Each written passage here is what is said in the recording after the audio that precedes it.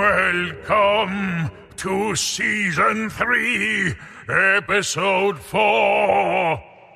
Ancient spirits of evil, transform this decayed form to Mumra, the ever-living.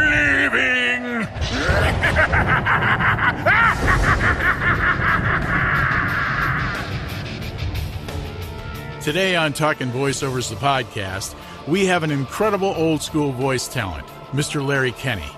Larry began his career as a voice talent in radio at the age of 15 in 1963. 10 years later, he joined Don Imus on Imus in the Morning as a cast member on the show. He's been the voices of Sonny the Cuckoo Bird for Cocoa Puff cereal and the voice of the chocoholic vampire Count Chocula for General Mills. He's voiced animated characters in series such as Silverhawks and Tiger Sharks, and is legendary as the voice of Lord Lion-O, Lord of the ThunderCats in the 1985 ThunderCats series. Ladies and gentlemen, please welcome Larry Kenney. Larry Kenney. Hey. How are you? Hi. I'm good, guys. How are you? Great. It's so great to have you here. You are awesome. I happen to be watching a couple of episodes of the ThunderCats today on Hulu just to kind of get ready for the interview with you, and it's pretty impressive having you here. Well, it's listen, I'm honored to be. Which one of you is Rick, by the way? I am Rick Sellers. I'm the voice talent, and this is Mr. McCraw. Yeah. He's an engineer and audio producer and all that good stuff. My name's Wes, Larry. So nice to meet you. Thank you so much for doing this. You're my pleasure, guys. Nice to meet both of you. Yeah. And Rick, I just was going over our messages from, when we set this thing up, and I had forgotten that you told me that you're the voice of the general in commercials, right? That's right. I'm the voice of the general with my buddy Shaq, and we're pals. So yeah, right. It's pretty cool. However, the general say some time. That's it. Yeah, you're going to take my gig. Hey, I think. Later on in the interview, we'll talk about this, but you were the voice of Sonny the Cocoa Puffs bird for 40 years, or almost 40 years. Yeah, so you got me beat by 20 years. I've been the voice of the general since 98, so I got a ways to go before I'll ever be in your league. For almost 40 years, and Count Chocula, too, for, I think, 39 years, I think. So let's find out about you, Larry. If I have we do have a stellar research department here. That would be me. Demos. If we have our information right, you were born and raised in Pekin, Illinois. Am I saying that right? Pekin? That's right. Pekin, yeah. And you began your voice career in 1963. That's incredible. And you were on the radio at age 15. You were 15 years old on the radio? Yeah.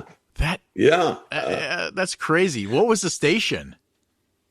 It was WIRL in Peoria, Illinois, which was the biggest town nearby. It was the big city, about 300,000 people, maybe not even that much. WIRL. That's where I got started. It was about 2 weeks before I turned 16, but I was still 15. Wow! Did you have the pipes at that point in time? I guess so. Yeah. Although I recall one time about 30 years ago, going through some old tapes in my closet, and I found one from WIRL, and I put it with all my other, air checks from stations that I had worked on. And then one day, a few years later, I took it out and listened to it again, and I sounded like Mickey Mouse, because I was 15 years old, and hi, it's Larry Kenney here on the radio, and like an idiot, I threw it away. I was embarrassed by it. Oh, and no. Yeah, you should have kept that one. Yeah, I should have kept it. Yeah. It's funny. Voice actors, as we get older, males anyway, our voices drop, and you get more of that sort of baritone, which is really cool and beneficial. Well, that's really young. I mean, how young were you when you thought to yourself, or did you have the thought, hey, I want to be a voice actor. I think I can do this. When did your first memory of that? Well, Wes, my mother tells me, my mother's will be 95 next week. God bless her. Oh, wow. Awesome. Good for her.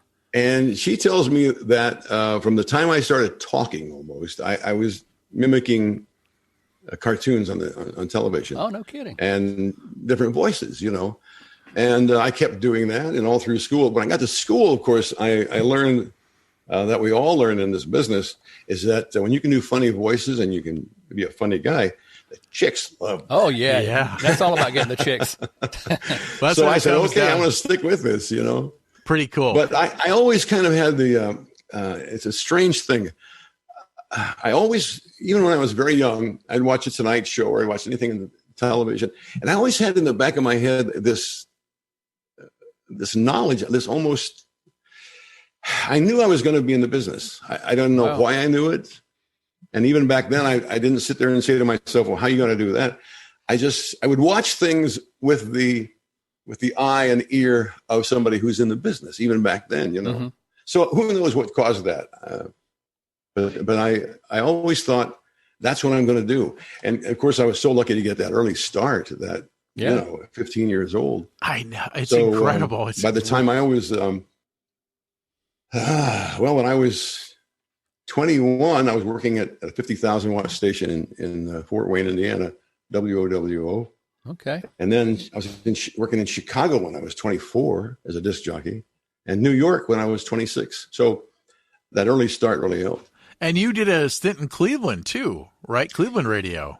Yeah. I was at what was WKYC. I remember it. Yeah. Wixie. Yeah.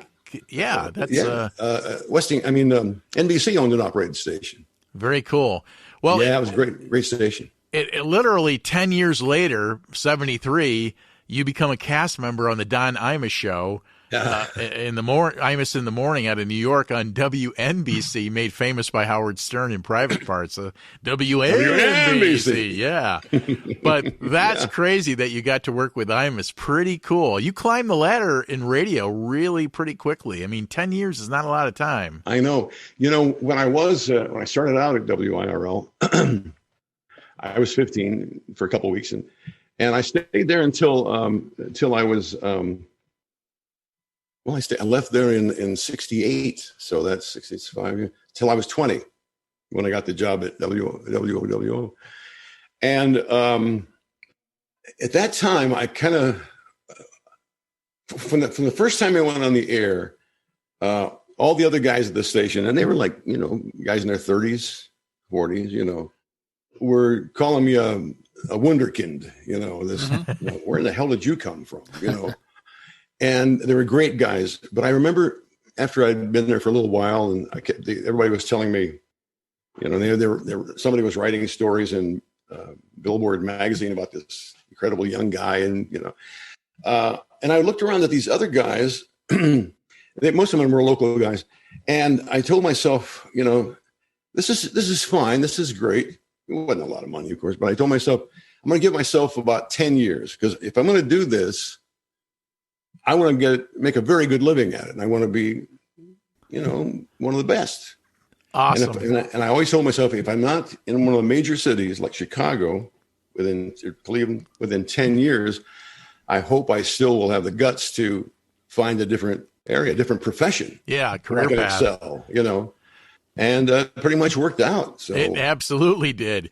When you were on the Imus show, you were doing impressions of a lot of political figures in the news at the time. Richard Nixon, Henry Kissinger, and I know you do several impressions of Elvis, John Wayne, Ross Perot. I got to hear your John Wayne. I'm a huge fan. I've heard you do it before, and yours is excellent. I would say John Biner and Rich Little both do a great John Wayne, but I like yours as well. Oh, thank you. Mm-hmm. Well, somebody ought to hit you right in the nose, Pilgrim. I won't do it. I won't. The hell I won't. That is a great John Wayne impression. I love it. I imagine, Larry, that doing all these voices and characters and things on the radio was great training for voice acting, especially live. Yeah, you're doing it in real time. Yeah, you have to sort of correct things on the fly. Oh, yeah, it was tremendous. The radio thing was a tremendous learning opportunity, As I told you, I was so lucky to go from one level to the next level up, Yeah. And learned so much from so many guys who were good to me, I was the kid, and yeah. Older guys would give me tips, here and there. Hey, that's a great voice you do and everything, but you should do this and that. And I listened to most of them. But then I started thinking, well, they're still here in Peoria. Right. You want to climb the ladder. Yeah. You want to go even farther. I did some of it, but I got some very good help from other disc jockeys and from program directors and people like that. I would never have been able to do what I've been able to do without a lot of help along the way. I think that's true of most people. Yeah, I would agree. They'll admit it. And the thing is, a lot of old school animation voice actors came from radio. Back in the 60s, you had guys coming up from the 40s and 50s like Don Messick and Dawes Butler, Paul Frees. Butler. I love all those guys. They are heroes of mine. And what I really admire about them is the fact that they could do impressions, create characters, and they were good on the fly. You stuck them in front of the microphone, and there was nothing that they couldn't do. Monster sounds, creatures, or little kids, or what have you. So, very cool. I know you did Nixon back on the Imus show. Can you do a little Nixon for us? Of course, the main thing that became famous on the Imus show was me saying, "Imus in the morning." I remember hearing that. Oh, it's so great to hear you do that. Hi there, Dono. I got that job because I was in Cleveland, WKYC, doing afternoon drive, and Imus was in Cleveland doing morning drive at. I remember, yeah. Yeah, for WGAR, was he? Or I think it was WGAR, yeah. I think it was GAR. And the thing is, I never met Don that first year that we were both in Cleveland together. He left there to go to WNBC, New York. WNBC. And long story short, the guy who became his board operator, his engineer in New York, was my board operator in Cleveland, who called me one day. He said, Imus asked me today, he said, "Did you work with Larry Kenney when you were at KYC?" And he said, "Yeah, I was his board op."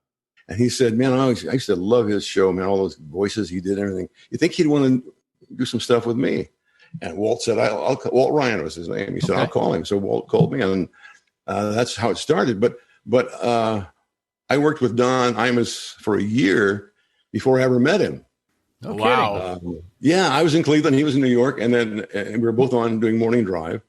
He would call me on the hour when we both had newscasts on, so we'd have a little time. And he'd call me and he'd say, let's do Nixon and Kissinger today, and he'd give me a general idea. And then we would ad lib it, and then after a year, I came to New York, and that's when I first met him, which was kind of wild. Awesome. Well, that kind of leads me into the next question. You said you improv a lot of it. Did you write your own material, most of that stuff, when you did the characters and all that, or were you guys just sort of riffing off each other? Or? Yeah, I never wrote any of it. My part was all ad lib, except when we got to the Imus show, when I was before I was with Imus and I was doing voices and stuff on the different radio stations I worked at, I never wrote anything. I would ad lib it, I'd have an idea. Well, that's writing to me. I've never been a writer. I'm too lazy to sit down and take the time to write and edit it. No, it's just like with voices. If I, people say, how long do you practice to get a voice? I never practiced a voice in my life. If I open my mouth and it comes out, then I've got that voice. If not, I'm too lazy to work on it. That's true. Wow. I don't know why. That's a gift. But to get back to your question, what was it? I was asking about writing. You're calling it improv. I still think that's writing, even if you're improving it. You're creating it. If you're kind of constructing that, I agree. That scenario, then you're writing it, even if it's in your brain and you're doing it. That's still kind of exactly. I agree with that entirely. But I just don't want to call myself a writer. I understand. You're a voice talent.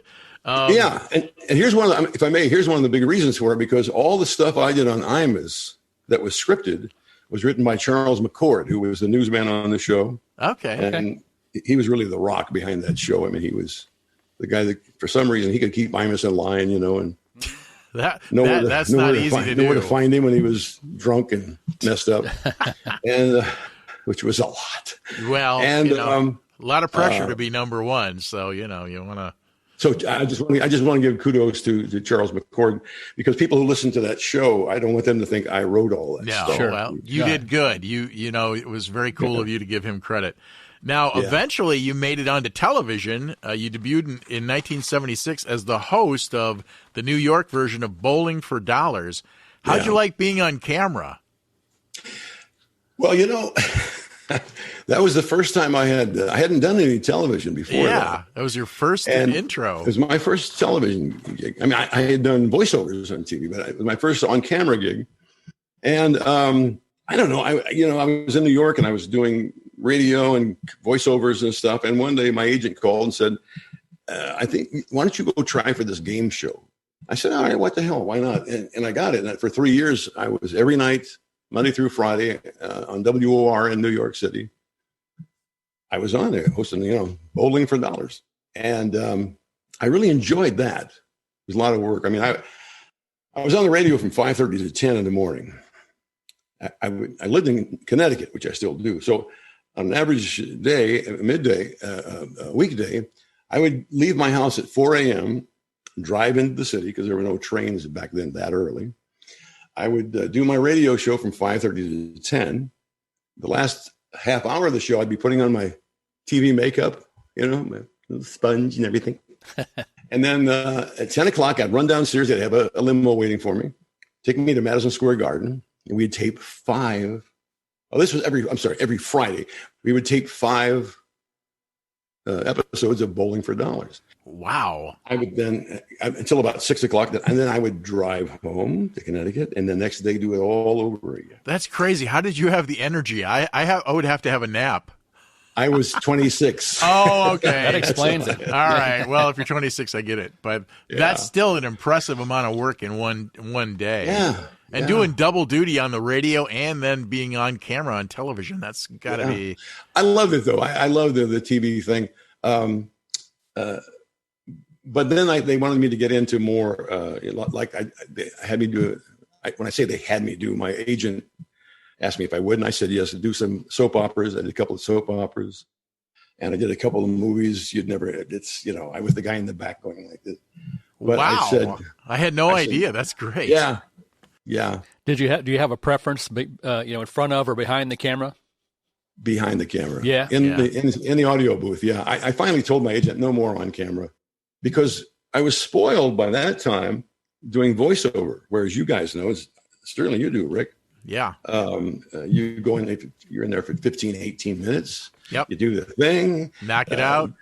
You go to the next one, right? Yeah. You go to the next one, and then you go home and get all that money coming in. Right. Well, especially on camera, you get there, like for the soap operas, you get there at 7 a.m.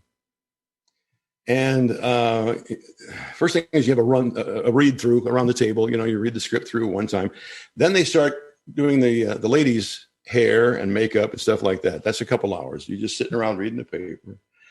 And then you get your makeup on, and then it's lunchtime, whatever. And then you have to go out and do the what do they call it? I've forgotten. It's been so long. The marking the spots.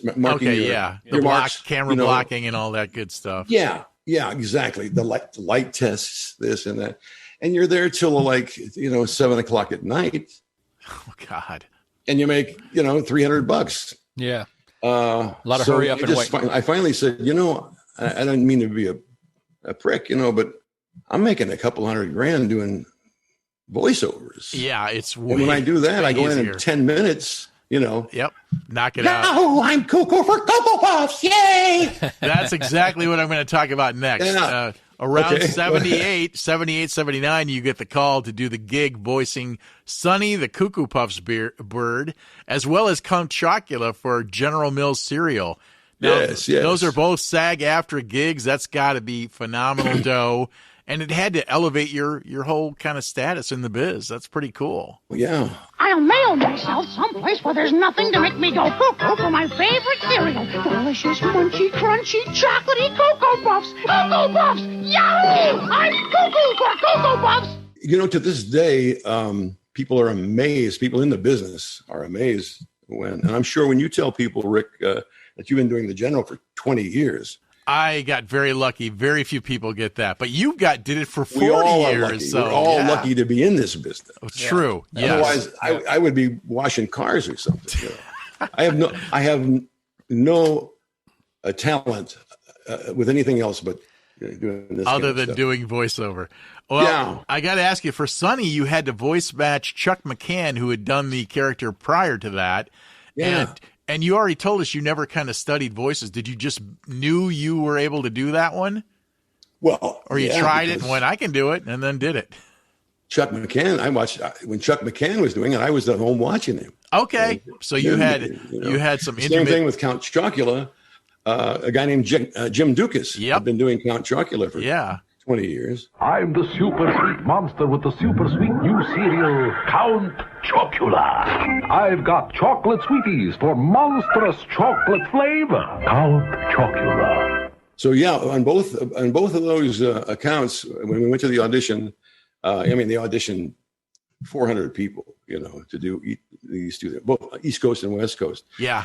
And the lucky thing for me was that they told you before you went in the booth, now we want you to get as close as you can to the original voice because it's well established. Everybody knows Sonny's voice.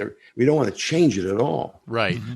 So I didn't have to come up with any new, even any nuances, really. I just got as matched as close as I could. Right. To Chuck McCann. He said, "How here? I won't go cuckoo for my favorite cereal, Cocoa Puffs." Well, that's great. When you do that, I can absolutely see it so clearly in my head as a kid. I remember sitting in front of TV watching cartoons with a bowl of cereal.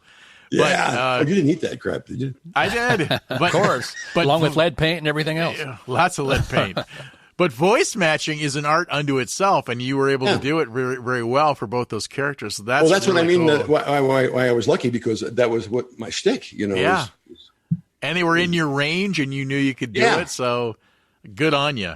So I was going to ask you. You sort of answered this already. I've got a list of questions here, and I'm absolutely behind the scenes guy. So even doing these podcasts, I'm too much on camera. Okay. But you were talking about doing voices, and I was going to ask you if you have to study the character to get the voice, and you sort of said you just either try it and you can do it or you can't. You can do it or you can't.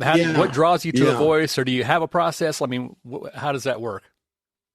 For getting a voice? For learning. For when you're going to either try a new voice or learn a new voice, or as I mentioned before, I've never sat for hours and listened to it, to the original, and then tried to match it or anything like that. And I joke about it being the fact that I'm lazy. I say that because I don't really know how it happens. It's, you know what I mean?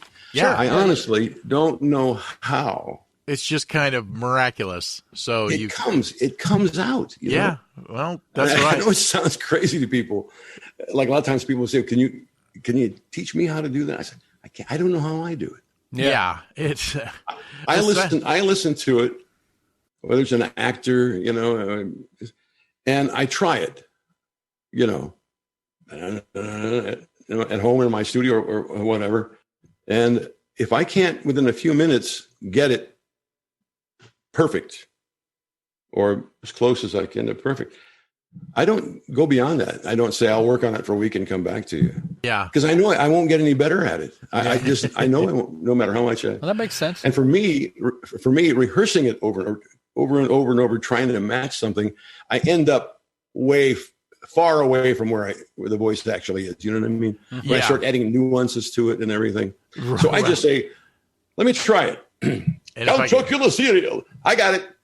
There you go. Let's do it. Well, speaking of Count Chocula, it's still available seasonally, and I think in pretty much every Target and Walmart, you can buy all the Monster cereals. So you can get Fruit Brute, you can get Frankenberry, Boo Berry, and Count Chocula. Yeah. And I love all those cereals. So it's kind of neat that they're still out there and people can buy them and kids can have fun eating Boo Berry and the whole bit. Boo Berry. Yeah, Halloween, around Halloween, they call them the Monster cereals. As a matter of fact, when I first started doing Count Chocula, we didn't do individual Count Chocula commercials. It was always a Monsters commercial. It would be with me, Bob McFadden, who did strawberry flavored malt. Oh, Frankenberry. Frankenberry, yes, Right. it's strawberry flavored. And then it would be guy who did. You guys know better than I do now. I'm old. No. Well, I'm old too. Peter Lorre-esque was Boo Berry. I don't know who did it, but it was... That was Peter Waldron. Oh, very cool. Blueberry cereal, very delicious. Exactly. So we would always do the first several years from like 78 to 85 or so. it was always the three of us. Yeah, I remember. You'd see them on camera on the animated, all three characters doing it together. Great. Very cool. Right around 1983, you get a call from your agent to audition for a brand new Rankin Bass animated series, ThunderCats. Yes. Now, I know this is near and dear to your heart. So you got the audition, you went in there, and I'm sure you had to compete against a bunch of people. Tell us a little bit about that, how that process worked. Yeah, like everything else in this business, you have to audition for it. Right. One day, my agent called me and said, he said, "Okay, I know you've got a Cocoa Puff session Monday morning at 10, and I know you've got Count Chocula at 4 o'clock. But if you could do it at 1 o'clock, they'd like you to come to this particular casting place. They're doing a new animated series called ThunderCats." And right away, my ears perked up, and I went, "What, in New York?" Because they weren't ever done in New York before. Right. It's all L.A. All L.A., yeah. So anyway, so you go, at your assigned time, 1 o'clock, let's say. You go, you open the door, and there's 300 guys sitting there, all wanting to be Lion-O. Yeah, well, some of them. But the thing is, when you got in there, the walls were all lined with illustrations, right? Model sheets of the characters and everything. Yeah. And then they would give us a synopsis, a few paragraphs of what the show was about. Who are these half human, half cats, and what is this Thundera, and all, just to let you know. And then they would say, "Okay, it's your turn. Pick 2 voices that you want to audition for.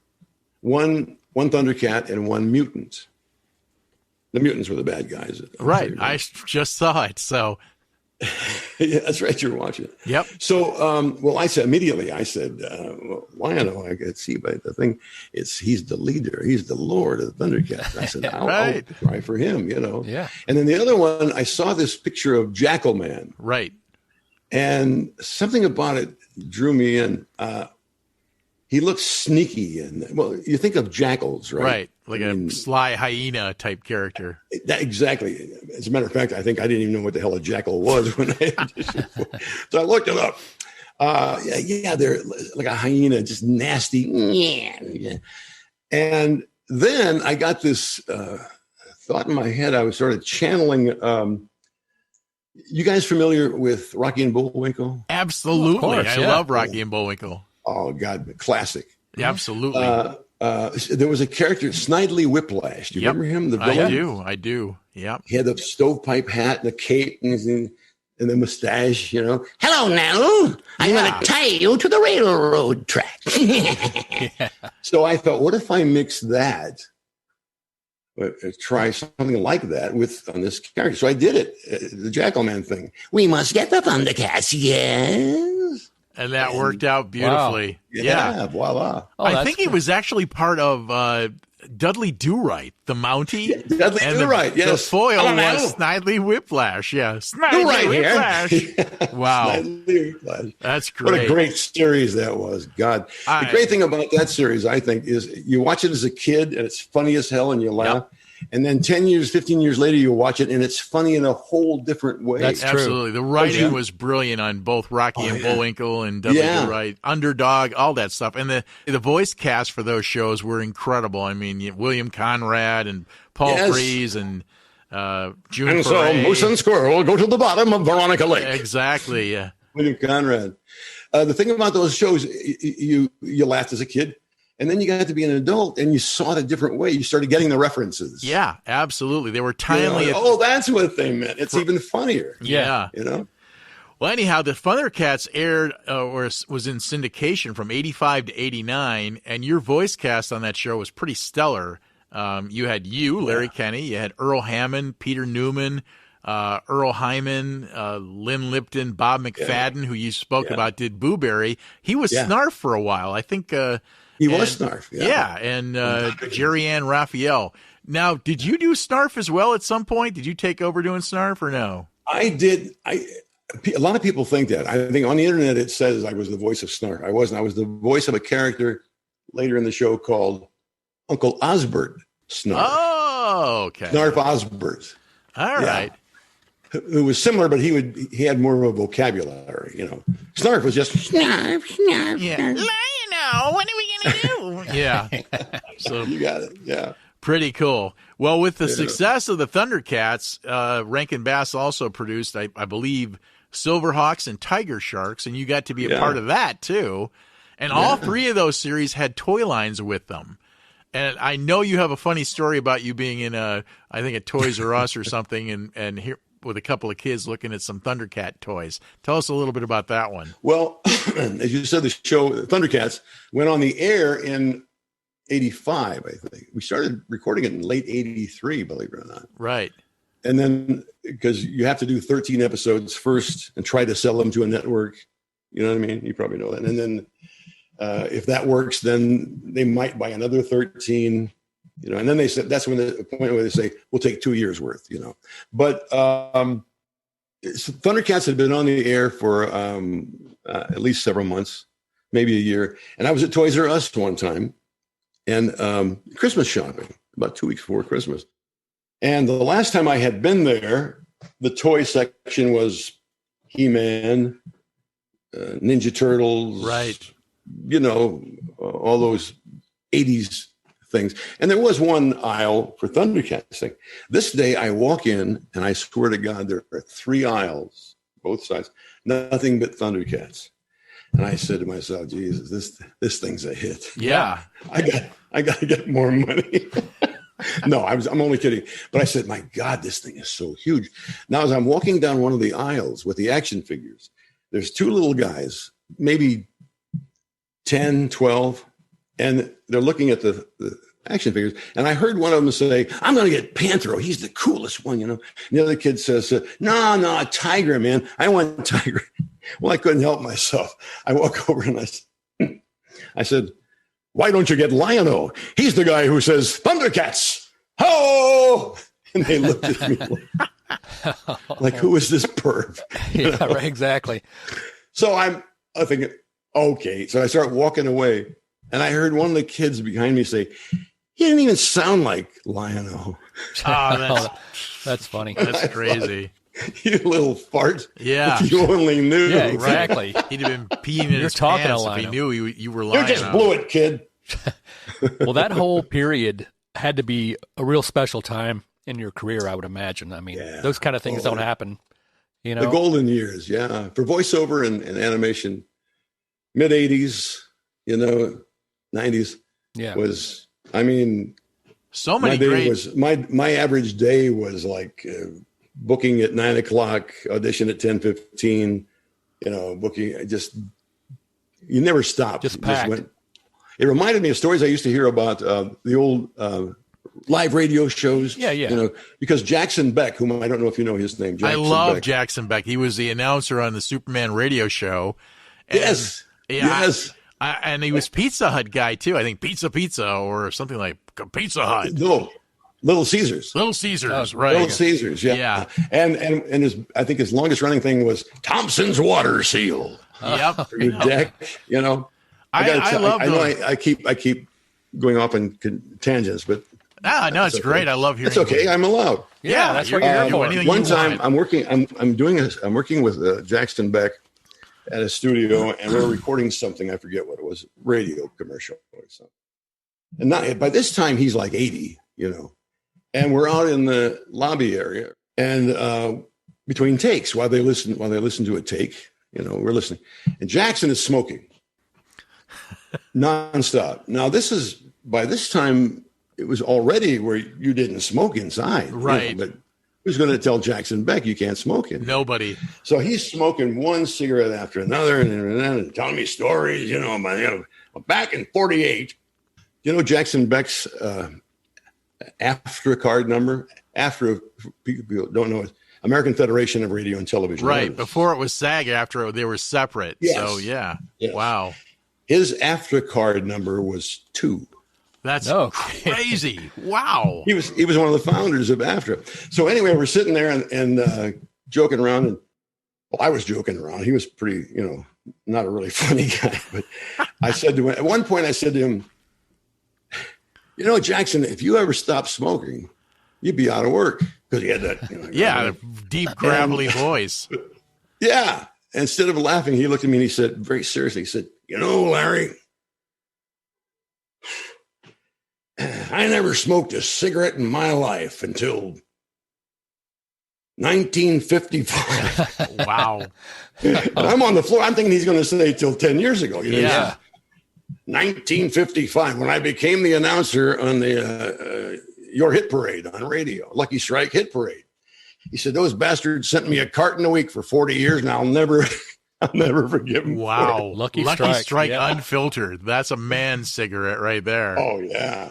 Well, getting back to the Thundercats, in 2011, Warner Brothers kind of reimagined the series as a prequel, and they brought you in to play Lion-O's dad, Claudius.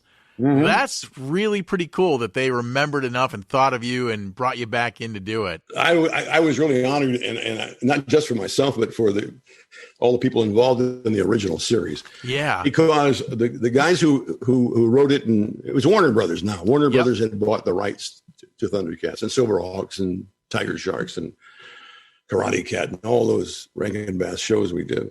And when they called and said, we'd love to have you do Claudius, to be a part of this. We want you to be, because, and I knew for one thing that they probably were pandering, if you will, to the original fans. Oh, absolutely. We got Larry Kenney in doing this. Yeah, but that's cool. Which is fine with me. I thought it was a really nice homage to the original show. To the original series. I'm sure the fans thought so too. Yeah. And as a matter of fact, when I got the script, I said, I'll think about it. Send me a script. Because I have this very strong feeling of what's the word? I care about the legacy of ThunderCats. Right, sure. You can have a moral and there's a fiber. long story behind that I won't get into, but basically it's because over the years I've gotten so many emails and letters and people who tell me why they love ThunderCats, and a lot of them said I had a really bad childhood, and I knew what they were talking about. Sure. But they said, but when I'd go into my room, that half hour I watched ThunderCats, that all went away. Yeah. And people, they come crying to me at Comic-Cons and say, I want to thank you so much. So I'm so protective of the legacy, I think that's great. Yeah. It's a great thing. That means a lot. I never want to do anything that denigrates that, Sure. I got you. Yeah. So when I said, let me see the script, and I got it, and I said, of course, it's just like the original and stuff like that, And then even held true when I got a call from Seth MacFarlane. Well, he called my agent. Oh, for Family Guy. I remember you did a Lion-O on there. Yeah. Well, they had used Lion-O, the character Lion-O, for a couple of times on Family Guy. Seth did the voice of Lion-O. Okay. But for some reason they wanted me this time to do it. It was a very short vignette. I don't know if you guys remember seeing it. I'm sure I have. It's set in San Francisco, this episode, The Family Guy. And Peter Griffin, the father on the show, he and Quagmire, I think. Remember Quagmire? Yeah, Quagmire. Giggity, giggity, giggity, giggity. Giggity, giggity. Well, the thing is, they're in San Francisco for whatever reason, and they're driving along, and Peter Griffin says, boy, I bet you find a lot of strange couples living together in this town, eh? And then they shoot right to an apartment wherein Lion-O, Snarf, and Chitara reside.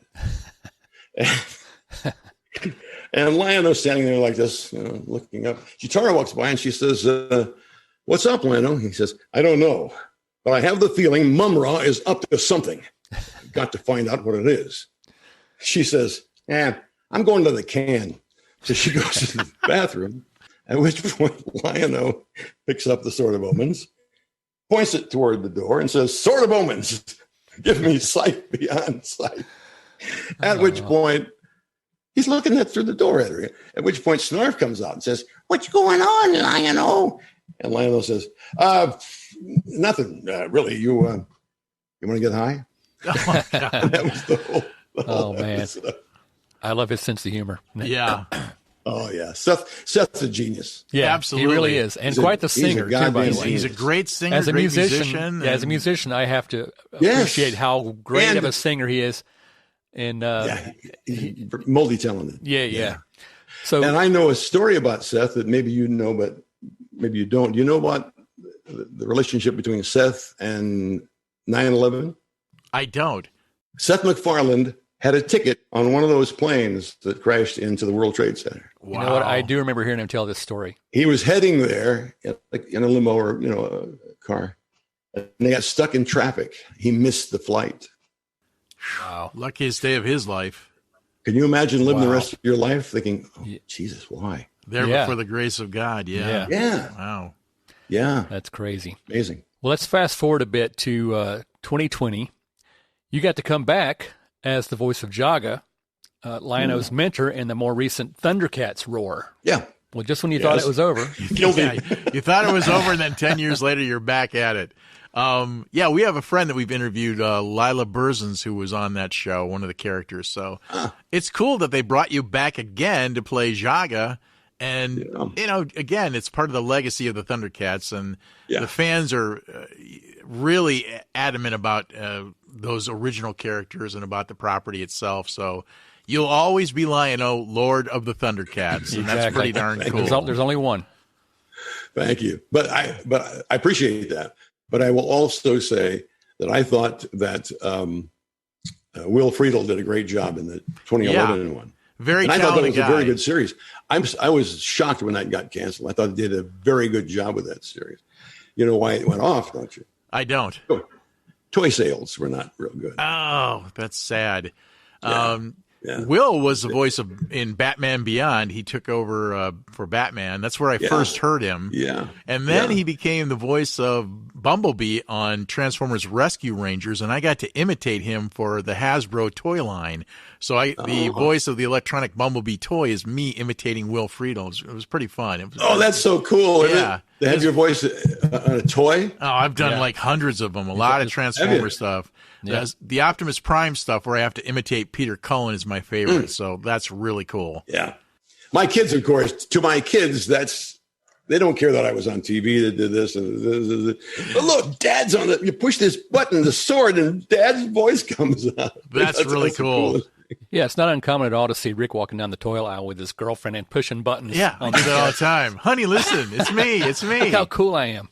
Well, let's talk a little bit about the video game stuff that you're doing more recently. You've been voicing video games for Grand Theft Auto 4, Mafia 2, L.A. Noire, American Nightmare, Red Dead Redemption 2.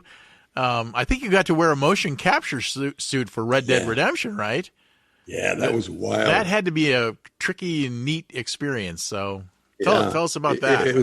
It was totally unlike everything I've ever done. I mean, I've done radio, I've done TV, game show host thing. Yeah. I've done record albums. I've had comedy albums out. I've done soap operas, things like that, movies. But this was the coolest thing I've ever done because of the technology. Yeah.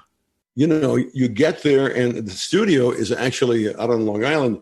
It's an old Grumman hangar where they used to build some of the aircraft rockets that go to the moon. Wow. So they bought that, Rockstar Games, and you walk into that thing, and it's enormous, as you can imagine. Thousands, literally, of cameras, the ceilings, the wall behind you, this and that and that. First thing you do is when you get there is they take you into a room and they put a suit on you. I think you mentioned that. Right. The motion capture suit. Yeah. Covers all your arms, everything, boots, everything. And they put a little attachments on you, electronic somehow, that are going to tell the computer every movement you make. Every movement you make. Yeah. So then the first thing you do before you ever go on and do a scene is you go into this other smaller studio and you're standing under an arc of cameras, 100 cameras. And the guy says, it's just you and one guy. And he says, okay, Larry, smile as big as you can. Now frown. Wink one eye. You're going to turn your head this way. Now lift your arm. You're there for half an hour doing every movement the human body can make. And that is what they feed into the computer so that when your character moves, He's moving just like you. Yes, you're I moving. remember watching it and saying, "That's how I walk. That's the way I walk." Wow. So it was crazy, and then you walk into the on the set, and there's no walls, there's no sofas, there's no. It's just they make primitive thing like for a horse. I had to get on a horse one time, and it was a barrel with a little. They had put a tail on it, and a saddle, and that was my horse. That was your horsey. Wow. Yeah. But when you see it on camera, of course, it's me actually getting onto a horse and riding off. It's so spooky because you can look up at the monitors while you're doing it, and you see your character, not with your face, but it's your body. Wow. And you can even, if I waved at the monitor, it waves back at me. Pretty cool. Oh, it's crazy. What character did you play in Red Dead Redemption 2? In Red Dead, my character is J.B. Cripps, an old codger. Give us a little bit of you remember it? Have you seen the game? I have. It's beautiful. Yeah. Let's hear some of your character. I want to hear you do it. Well, she claimed to be royalty, but she had a head the size of a pumpkin. That's awesome. That's great. That's awesome. It's a little bit of it's a more masculine Walter Brennan with a touch of a couple other guys in there too. Very good. I hadn't thought of that. Yeah. You know why I might have channeled that without realizing it, because Walter Brennan's one of my favorite all-time characters. I love him. I started watching him when I was a kid on the Real McCoys, and then I saw him in lots of movies, westerns, and sometimes he would take his teeth out and play the old sort of Dad Brennan, I told you before, Duke, we got to get out of here. And it was so That's great. very good. I did a stand-up comedy act for a very short period of time. And I used to do Walter Brennan saying, my favorite scene from the Real McCoys, Luke, you get out there and do them chores. Little Luke, you stay here with me. And then whatever the woman's name was, you, Kate? Yeah, Sugar Bush. You dinner. Yeah. And Pepina, you keep your ass away from the house. I do a naughty version with Grandpa and Pepino, but I won't do it for you now. So why? It's a Go ahead. creepy. We can edit it out. Dad, Brennan, Pepino, get over here. No, Grandpa, no, stay away. Anyhow, Larry, we don't want to take up too much of your time. You've been awesome. So we're going to let you go. Is there anything you want to plug? You working on anything, or you got a website, social media? I know you're on Facebook. Yeah, I'm on Facebook. Yeah, and I do have an Instagram account, but I can't figure out how to work it. Facebook. Yeah. Is easy. Instagram, I can't figure out, well, how do I respond to this and that? So, but I'm on there mainly because my daughter's on there. You know who my daughter is? I do. Carrie. Yeah. Carrie Kenney Silver. Yeah.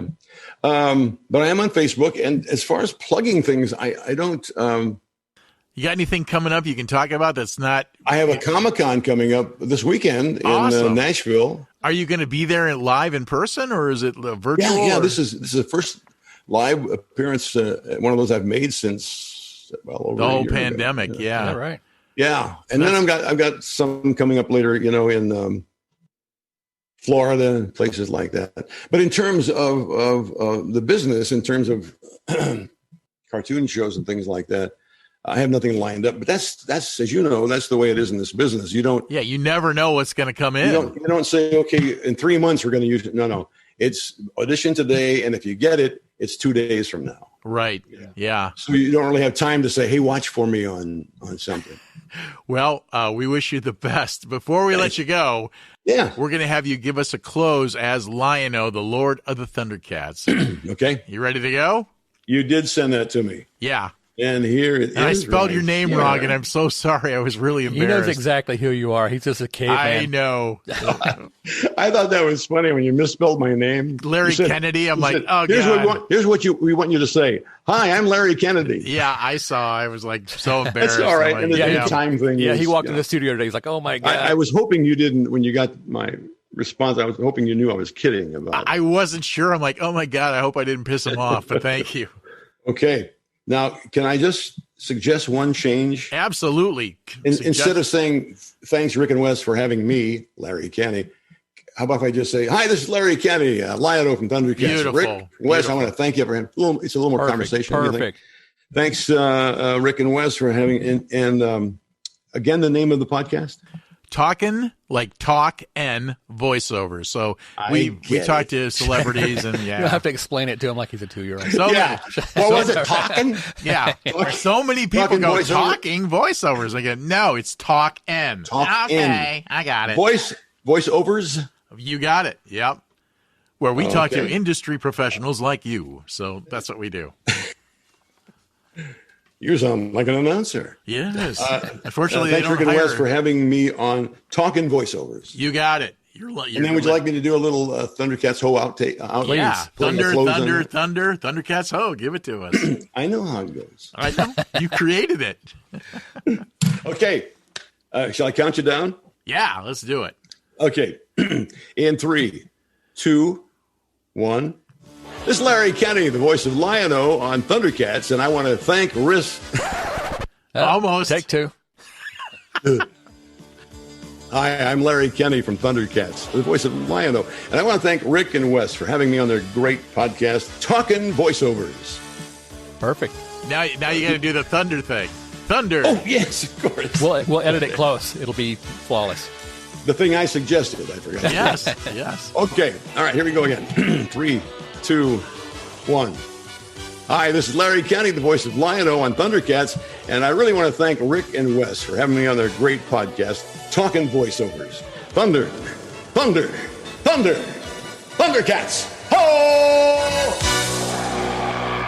Awesome. Man, that was incredible. Sounds like the guy on TV, doesn't it? Yeah, you sound like perfect. that. You really sound like Lion-O. You should That do was this for a amazing. living. You were awesome. We loved hearing Okay. everything. Thank you Thank so you. much for all your time, and I'll send you an email when it's up live streaming so you can check it out. Okay? Please do. And let's do it again sometime, okay? Yeah, I want to thank you as well. And as they say in the business, you were a big get for us. Yeah, you're awesome. On our couple of guys from Cleveland with their podcast here. So thank you so much. You've had a rich career, and I hope there's more years to come. So Thank you. Thanks, Stay Larry. well, okay? All right. Alrighty. Have a great day. thank you. Okay, bye-bye. Bye-bye. Bye-bye. Wow, Larry Kenney, the voice of Lion-O. That was pretty darn cool. You can see why he's been around as long as he has. He's a consummate professional. He's just super likable, Talented guy, super too. talented. Yeah. Right, exactly. Anyway, join us next time for Season 3, Episode number 5 of Talking Voiceovers. Guys, we love bringing you all the very cool guests that we're able to get from the world of voiceover. So be sure and subscribe and hit like, and we will see you next time. Yep. See you guys. Have a good one. Bye-bye. I'm Samantha Fagan, and you're listening to Talkin' Voiceovers. Be sure and subscribe to Talkin' Voiceovers. Hit like and subscribe so you never miss an episode. Before you book your next voiceover demo, check out primodemos.com. You'll hear the difference. Thanks for listening to Talkin' Voiceovers with Rick Sellers and Wes McCraw. Find us on Facebook or on the web at primodemos.com.